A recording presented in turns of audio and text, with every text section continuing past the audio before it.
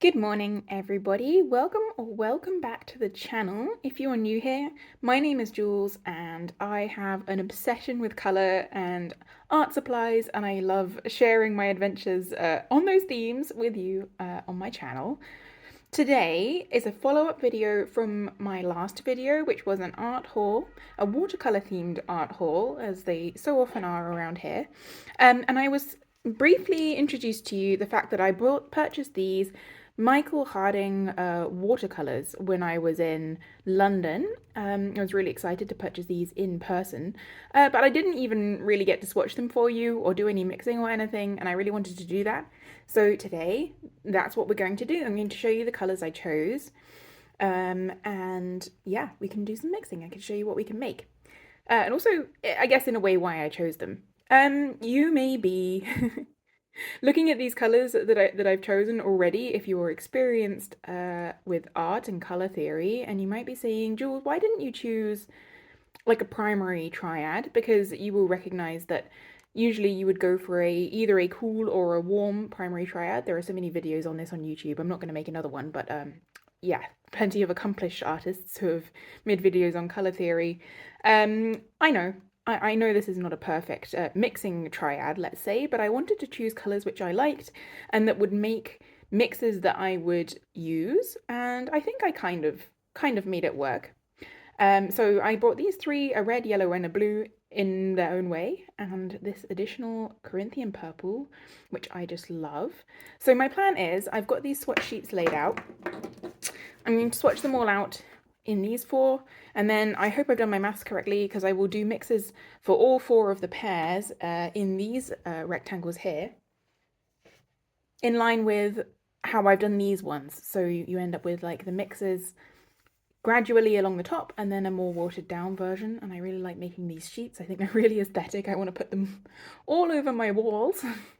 So hopefully that will be good. Maybe I might time lapse that for you, and then we can come and discuss at the end. But firstly, I've squeezed out these paints onto my little ceramic palette here that's a little bit, I don't know, this is a working environment. And I will just show you again the colours that I chose. So the red that I chose is this Pyro Red. PR254 is the pigment number. It stands for Pigment Red 254. You can look that up in a database, but it's, yeah, Pyro Red. Yeah, I bought this because it's a pigment that I don't have right now and I've always wanted to try. The yellow that I purchased is a yellow lake. I've got a bit of phthalo on there, you can just see. It's terrible, you never get it. Anyway, it's pigment PY180, a pigment I have not used before, I do not own in another colour, in another brand rather, so looking forward to showing you that one. Possibly the least original colour I bought was this Caribbean Turquoise, which is a mixture actually of PB15:3, which is a phthalo blue green shade, and PG7, which is phthalo green blue shade, so it really is like a sea blue turquoise kind of colour, really, really pretty. Really good for mixing. And finally, my fun convenience colour. I didn't want to spend so much money, so I wanted to limit myself to 4 paints ideally. So I've also chosen, I think these are all series 1 paints, so they were the more affordable pigments, let's say, except for the Pyro Red, which was series 2. But I thought I really wanted to try this fun mixture of PR112, which I believe is that a Naphtol Red? PB29 Ultramarine Blue, and PV23 Dioxazine Violet. So I just thought that this would be such a beautiful purple colour, and I really wanted to try it. And I also thought it would mix perhaps a warmer blue shades with the turquoise, but we'll see for ourselves later, won't we? Michael Harding is a brand of artist watercolours from the UK. Their colours do have honey in. They're quite sticky when you squeeze them out. Maybe we will encounter this issue when we start the swatching. Yeah, and they're a relatively young brand. Michael Harding made very high quality oil paints for many years, and then a couple of years ago they decided to pivot and create a line of watercolours, and everybody was very happy to see them do so. And I have been dying to try them. An honourable mention is that I have a friend who bought me a tube of their yellow ochre their yellow ochre, like the lemon one, which I'm very grateful for. I'm not showing you that in this video because I don't have time to do all those mixes basically, but I'm still very grateful to have for my introduction to the brand, let's say. All right then, grab a cup of tea and let's sit down. I'll zoom you in and we can get started with the swatching. I think I'm going to mix it up today and I'm going to use a square brush. This is a Da Vinci Series 18 number 16 brush. It's a nice flat one. Doesn't hold that much water, but these are only small swatches on cellulose watercolor paper, so I don't think it matters so much. I will annotate these at the end for the swatches so you can see exactly what colors they are. So let's just get started. I think I'm going to start with the yellow because I'm concerned that if I'm sorry for nudging the camera there. If I start with another colour, then the yellow will get tainted. So let's just see. And this is such a beautiful sunshine yellow. Usually I'm not drawn to super bright yellows, but this one I decided I wanted to go for a nice primary yellow, good for mixing. I'm getting it on my table, as you can see. Nothing stays clean around here for very long. I had friends over last week, so I had a very clean house for a little bit, and it's already back to being a disaster. All right, let's see how this goes. So these paints are very smooth. They re-wet like a dream if you dry them in a pan. And they also disperse so nicely on the paper. So I'm going to rinse off my brush and just let the water do what the water will do. I really, really love watching watercolors just go down on paper and just seeing the colors. And the range of tones you can get with this yellow is actually quite impressive. Sorry. I think it shades out really nicely to this sort of primrosy light yellow colour, which I really love. It really just looks like sunshine. There's a little bit of a reflection on it right now, but there will not be momentarily. My water has already gone this sort of neon highlighter yellow. So glad I did that yellow first. And then we'll carry on with the red. So this is the Pyro Red. Move this up a little bit so you can see.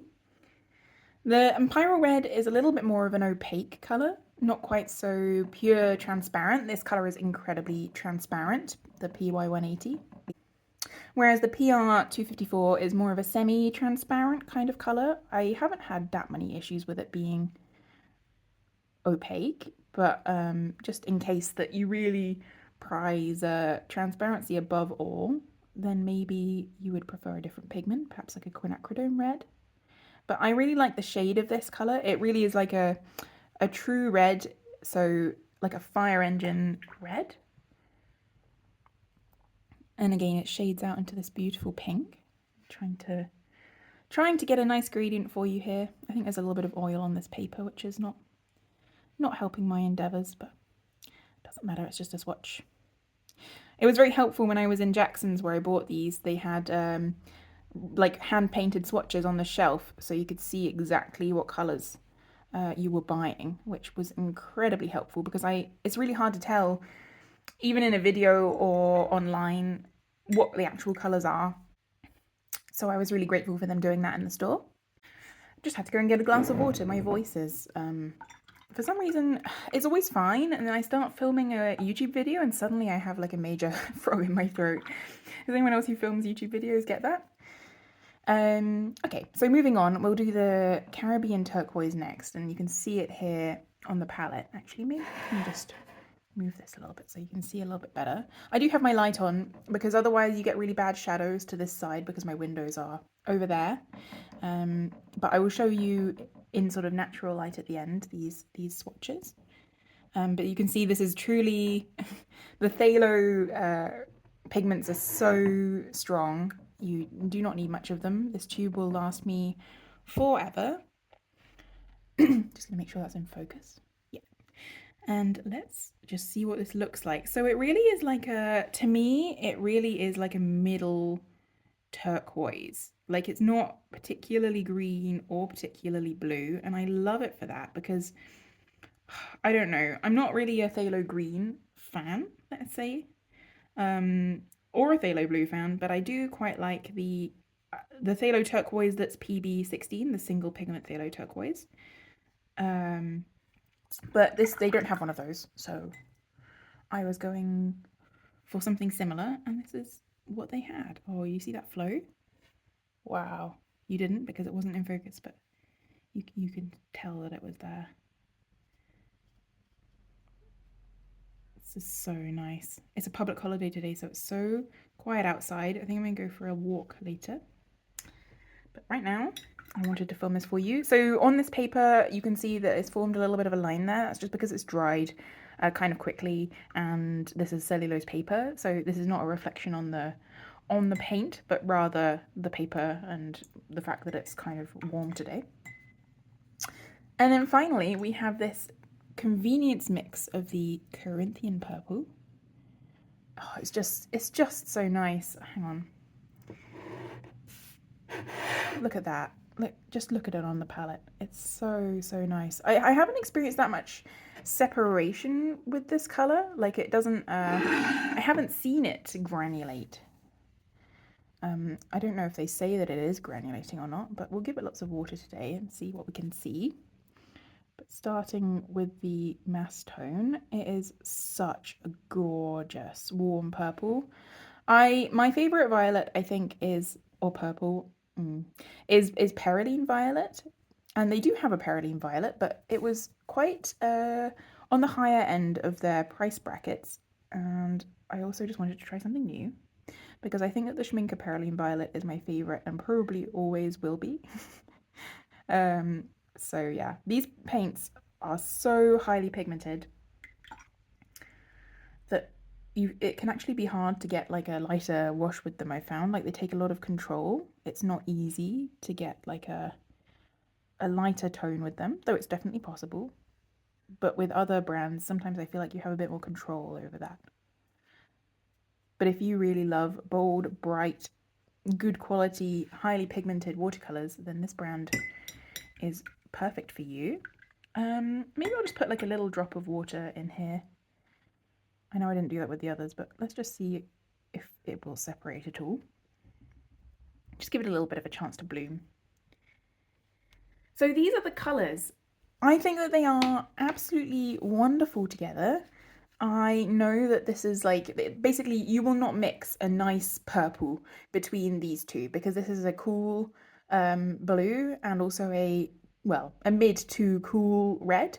They will form more of a grey purple than a true purple. But I think that then by including the purple, I've sort of bypassed this because my other option was to get a warm blue, and then you can mix really nice purples, but you can't mix really like the perfect range of greens. Whereas here you get really vibrant greens, which you can then tone down to make any shade of green that you like.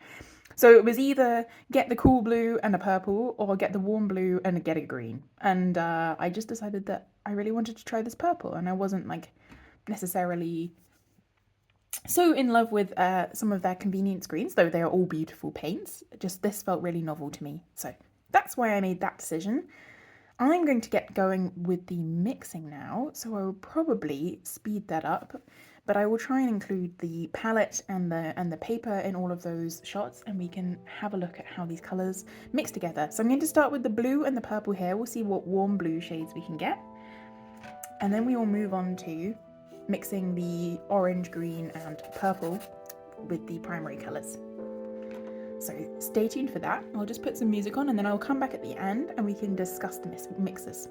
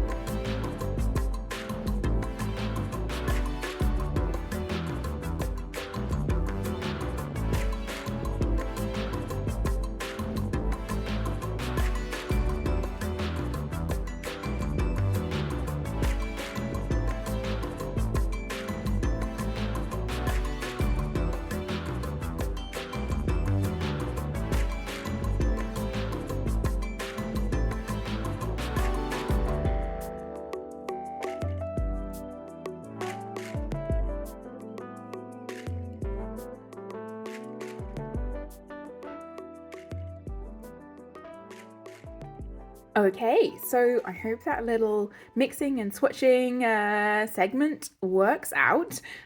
Here are all the mixes that I made from these paints today. They are so nice to use, just, you know, nothing comes out perfectly when you're trying to do it on camera. So here are the mixes that we can make from the primary colors, let's say with the Yellow Lake, the Pyro Red and the Caribbean Turquoise. And like I said at the beginning, you can see that the purples that you can make are very muted, moody, more neutral colors, like almost like you get like a nice gray if you just added a little bit more blue to this color, I think. But the yellow and the greens that you can mix, sorry, the oranges and the greens that you can mix with these colors are absolutely stunning. Really, really vibrant. I do find that the Pyro Red, because it's a little bit more opaque, when you're mixing, sometimes the particles float around in the mixture and sometimes you're not sure exactly what the color will be. So I recommend having like a little test sheet next to you so you can see. And I wasn't sure while I was mixing these, but now I look at them, I think they look pretty good. I like these gradients. I think that the colors are pretty accurate and these colors are just wonderful. I don't usually use these kinds of greens, though I've recently become really attracted to this more sort of yellowy green. You can see that in my mixing my own perfect watercolors video. But these ones not so much, but I think that if you add like a little tad of the orange or the red into them, then they become more of a nice olivey green kind of color that I would be more inclined to use. And then to compare, here are the swatches that we did at the beginning. As you can see, this Corinthian purple, it doesn't really separate. It's a very nice flat purple, a little bit shiny or where I laid it on a little bit too thick, so watch out for that. But otherwise, I think these colors are just absolutely stunning. Yeah, no separation, no granulation, which is actually quite nice because it means that it mixes really, really nicely. And case in point, you can see it's actually quite good. So when I mix the blue with the purple, then we get some nicer, sort of more blue purples, some cooler purples, which you wouldn't get mixing the blue with the red. So this gives me a range of more true purples that I can use. And also on this end of the spectrum, a little bit of a warmer blue kind of shade. I mean, it's not a replacement for a warm blue, let's say, but I think that working with like a slightly offset primary triad as a limited palette can make for some really interesting results. So I don't have any problems with that, and hopefully you can understand my logic. And it would have been exactly the same if I'd chosen the warmer blue instead of this blue, except it would have been greens instead. So yeah, I'm really, really happy with this selection. Let me know in the comments if you've ever used Michael Harding watercolors. If you have any favorite colors, I will probably add to this collection at some point and go for the other primary colors. So get a warm blue and a cooler red and a green, I expect. But I think that this yellow will probably cover everything that I need, unless I want to get like a quinacridone gold or an earth color, or oh no. Okay, before my bank hears me, I'm going to end up this video. Thank you so much for staying until the end. If you did like the video, leave a like, leave me a comment letting me know what you think, and I'll see you all in the next video. Thank you so much, everybody. Bye.